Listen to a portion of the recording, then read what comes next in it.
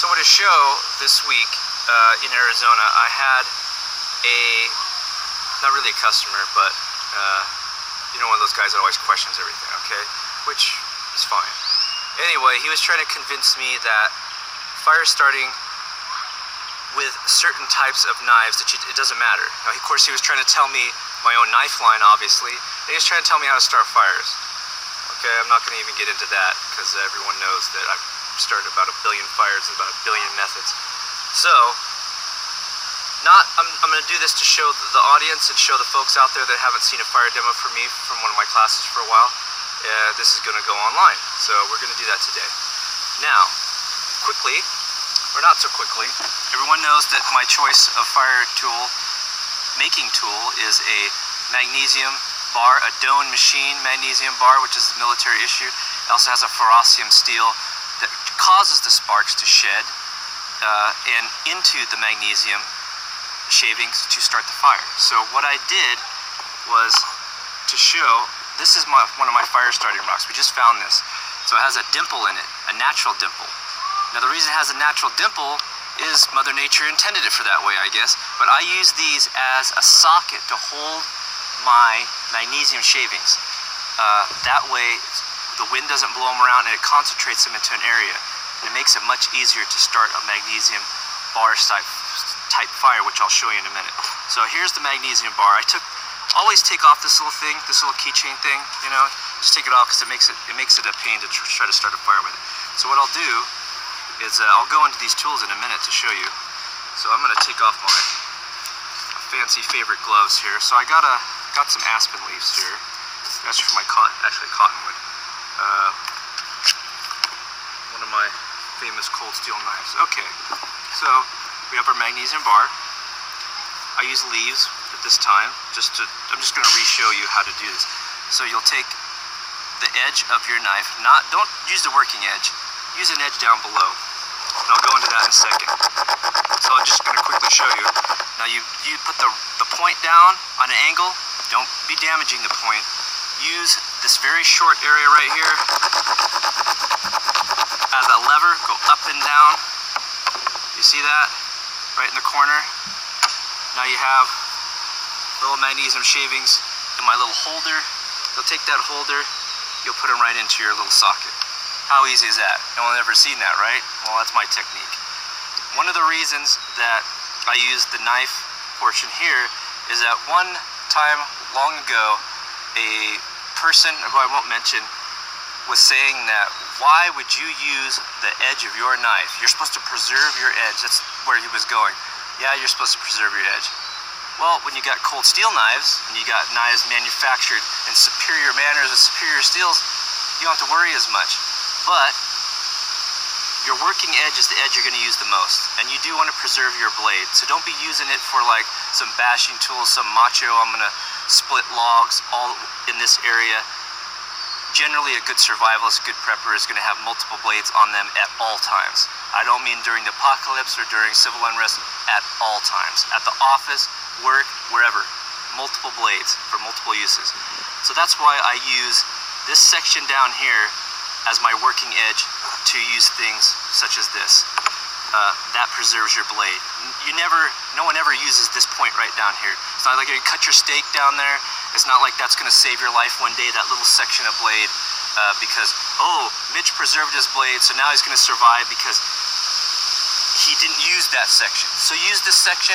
Don't worry about the weenies out there talking about that, but preserve your upper portions of your blades. But the main thing, a good prepper, a good survivalist, is always going to have more than one blade. I don't care if it's out of volcanic glass. I don't care if it's a broadhead from one of your archery, tools, crossbow, traditional bow and arrow, a plain broadhead. I don't care. As long as you have multiple edges to work with in your survival scenario. Always don't do yourself wrong and have one knife. Don't do that. We don't need to be doing that. We're not living in primitive society yet. So that is how I showed you do that. My shavings are there. They're in the socket. They're preserved. They're right there. You cover them up. Keep the wind off of them. That's good. Okay, now we're going to these other tools. So I've got a pair of my favorite, from one of my favorite companies, pair of electricians or wire cutters, a lineman tool. Got my cold steel SRK, which is SK5 carbon steel. We have one of my all-time favorite, low-cost, really good knives. Everyone should have one of these. Cold steel Pendleton Light Hunter. Now this is German stainless steel. This is Japanese SK5 carbon steel. This, believe it or not, what you're going to see pretty soon. This is a tool type steel with carbon in it. You'll see. This is a Smith Corona, one of my favorite wood processing tools is what I would call it.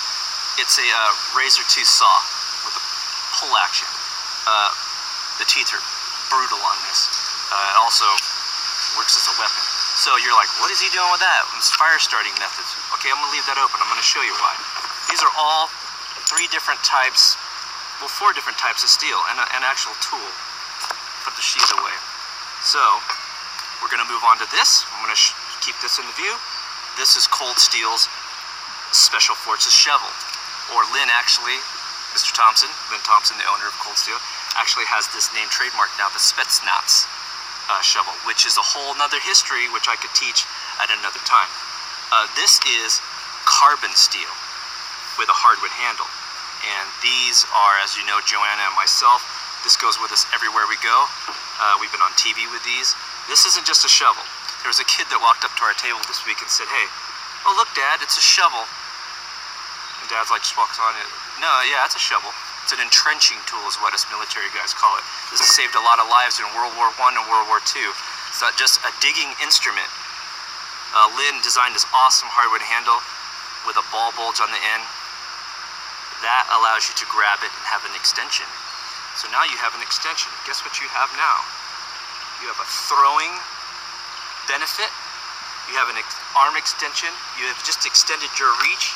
So imagine some unfortunate fellow coming towards you to cause you harm during the apocalypse, civil unrest, all society's over, you got to defend yourself.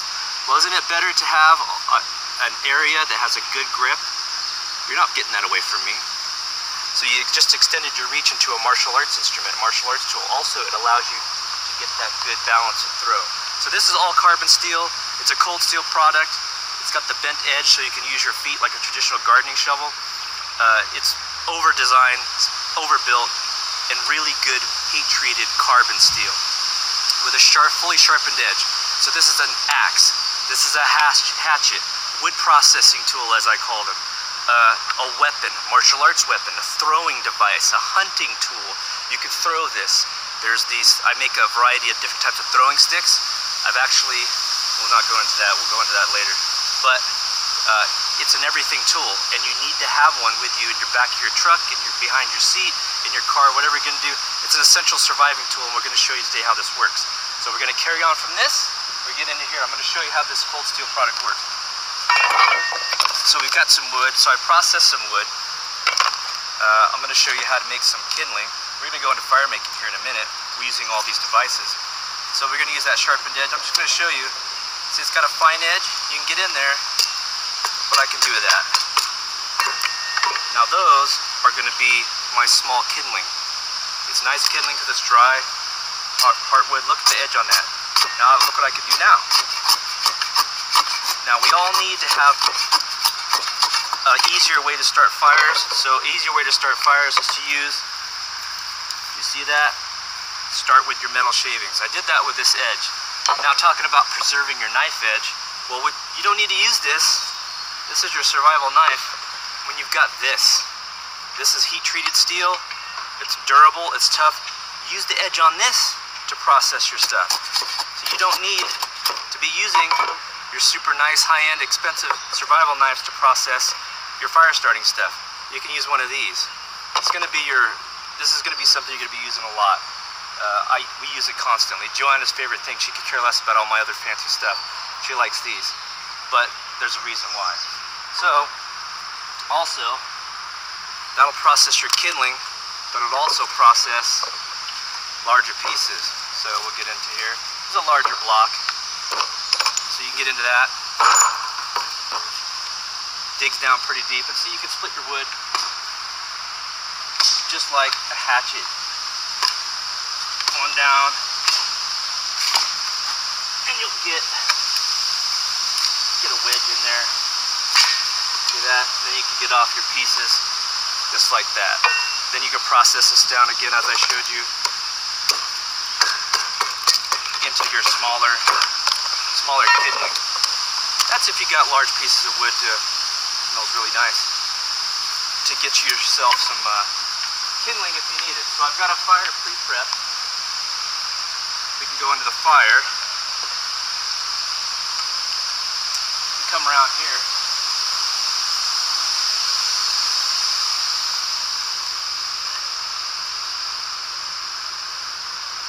In my fire making instruction, my classes, kind of famous for it.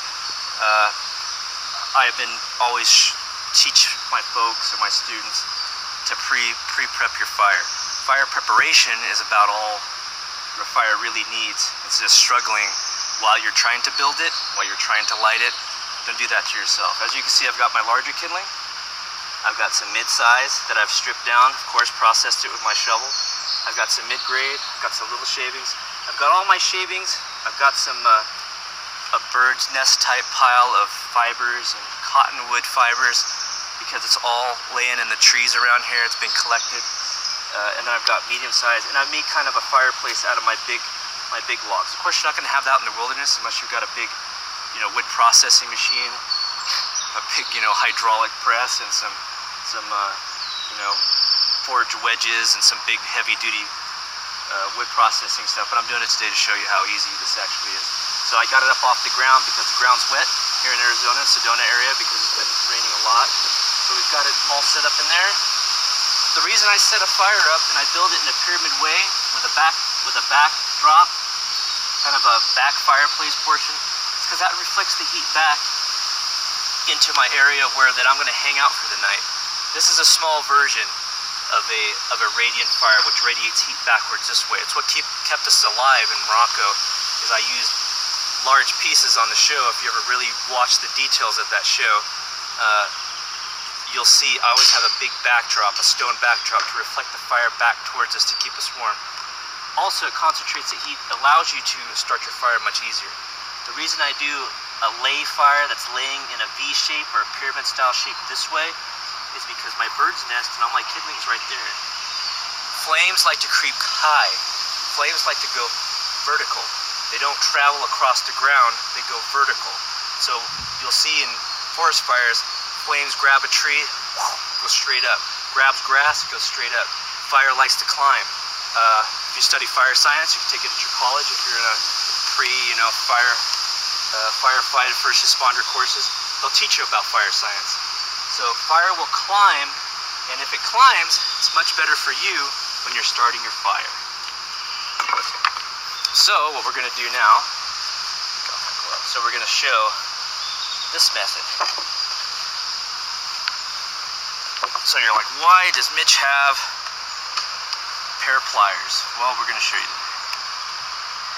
So here is a saw. I'm going to show you what this saw does. A lot of carbon in this. Watch. That just struck a massive amount of flames out of my ferrocium steel. Now, one of the conversations this guy was having with me this weekend, and I was telling him about my different knives and different steels. And he was looking at one of my German stainless steel knives from Cold Steel, and I was telling him, well, that steel on that knife won't strike as good of a spark or a flame off a ferrocium steel, or even an old traditional way like you'd have with a small piece of horseshoe or other traditional bushcraft or old school woodsman techniques. And he's like, oh, all blades, all knives, no matter what metal, they strike the same amount of spark off of ferrocium steel. And I'm like, well, I'm not going to argue with you, but I'm just going to let you know that for your own benefit in the future, get a blade that has high carbon content. All the old school woodsman's knives, the bush knives, all you bushcrafters out there, all you survivalists really know that are educated in the know, the best knives are made out of what? High carbon steel. Not because they're just good steel, but they're easy to sharpen. For quality, you'll have some rust issues if you left it out for months at a time. We're not worried about rust. We're not wussies. We're not worried about that. We're worried about a good blade you could sharpen easily and that you could strike and make a fire with a ferrocium steel or an old flint like the old days. That's what we're looking for. The performance of a stainless steel knife, especially these stainless steels, these 1100 series, they have a lot of content of chrome and other stuff in the alloy itself that doesn't lend it well to throwing a spark. So I'm going to show you. So it'll throw one, but not as much, right? Lots of carbon steel, lots of carbon. Look at all those flames. SRK, the SK5. What SK5 is a high-end Japanese tool steel, which they use in tools, saws, woodworking implements. Watch what that does. Lots of flame. Go back to the carbon one. It does good, but not as much. Now they're going to go to this. This is a pair of pliers. You're like, what? Watch. Lots of carbon. Look at that. You're going to say, how can Mitch learn how to throw a spark with a pair of pliers? I'm a prepper. I'm a survivalist. You use what you got. That's the first time you'll ever see that on YouTube, I guarantee. So we'll go back to this. A lot of stainless steel. This is one of my favorite all-time knives. Let's see.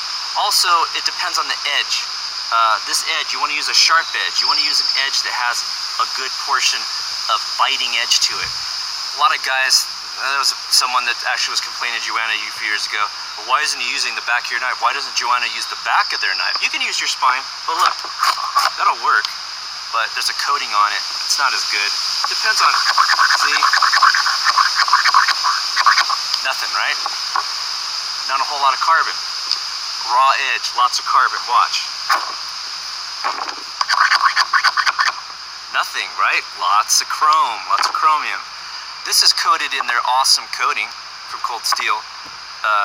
It's not their diamond-like coating, but it's very similar. It's more of a painted or baked-on finish. So that's all coated, right? There's no raw steel. Watch.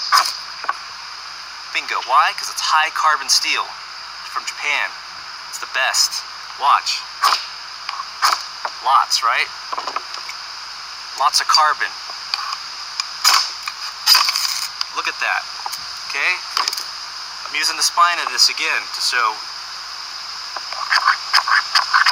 nothing, right?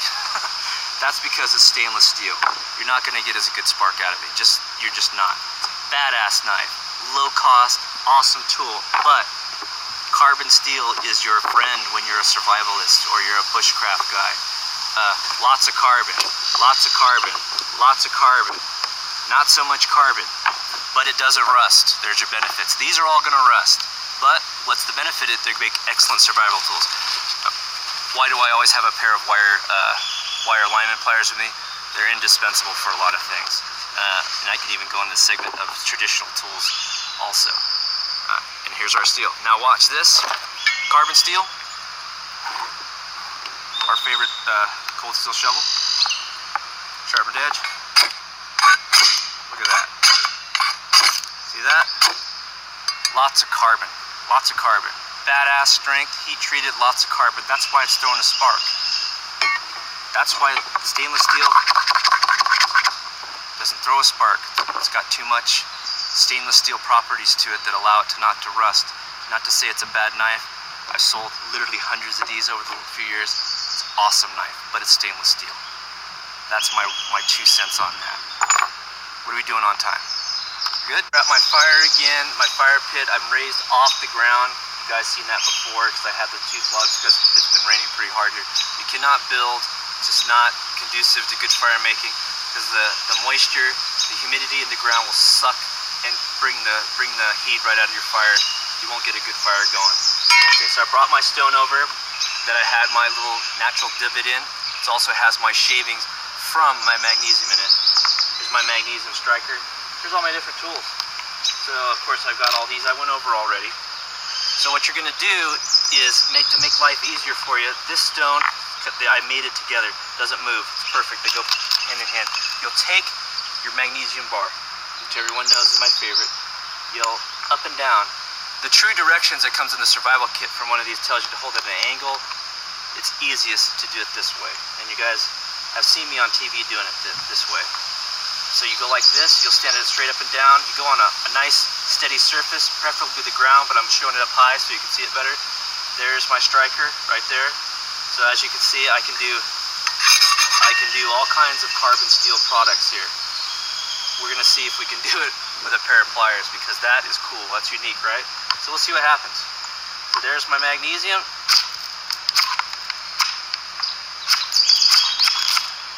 There it is. See, it's going.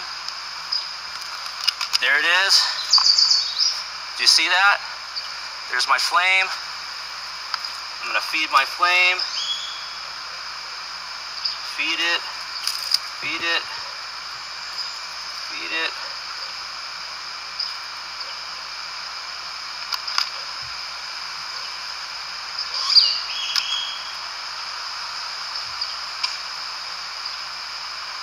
Oh, this wood is kind of wet.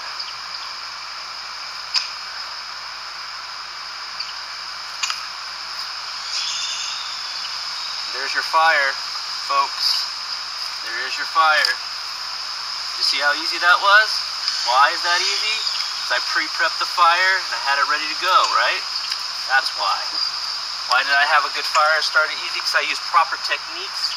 I used a tool that helped me. Do you see how the magnesium lit up in there? I'll tell you again, magnesium that's melting is called a class delta fire. We call that in fire science. You can't put it out. There's no dry chemical that can do it. Water can't do it. Once it goes, it starts to go. It will go. That's why Doan Magnesium fire starting implements, the military issue and survival kits, the finest fire starting product you're going to get. I'm not making that up. Not trying to sell that product. I do sell that product. I'm not sponsored by that company. Let's see how that fire just climbed right up. Think about that, folks. When did you ever see that? I started a fire with my favorite pair of wire cutting lineman pliers. Tell me when you've ever seen that done. There you go. You know me, I never leave home without my cold steel special forces shovel. Mitchell's going to show how to make fire with this. Well, he showed how to spark it earlier, but I want him to do it again, just for me. So, Joanna wants to, of course, I showed you how to throw the sparks, but here's the special forces shovel. Again, high carbon steel, cold steel product, heat treated. We already went through that. We can throw it, we can bash heads with it, we can use it as a weapon, dig in the ground, move your logs around, do whatever you gotta do, use it as an axe, throw it. You got an extension, get that arm extension out, keep people at a distance before you give them the you-know-what. So I've got my shavings in my fire starting rock, my magnesium shavings from my Doan Survival Magnesium Block fire starting tool. Okay, we're gonna take over here. We've already got a fire going, but Joanna wants me to see how this actually gets the magnesium started. So we're gonna place it again right here like we did before. We're gonna take the sharpened edge of the blade. Doesn't even need a sharpened edge of the blade. We can do it on a rough edge because it's carbon steel, folks. Gotta have carbon steel. Vertical, like I always show my students, vertical right into the product, right down there into that little pile. So you strike it. Right there, first strike. Did you see that? One strike, already ready to go. And you dump that right in your fire. Bingo, you got your fire done. That easy. So nice. That was your magnesium Doan block. A shovel. I just started a fire with a shovel, Cold folks. steel, special forces shovel. I use, of course, my little tool that I found that Mother Nature gave me. We shave the shavings into that hole, direct the fire flames into that, just like this, just like that. Then we use the carbon steel of the freaking awesome cold steel special forces shovel. That starts my fire. So today I started a fire with a pair of pliers. You'll never see that again. Only for Mitch. Started a fire today with a shovel. It's not just a shovel, folks. Not like that cute kid told me this weekend. Dad, it's a shovel. More than a shovel. Thank you for watching. See you again soon.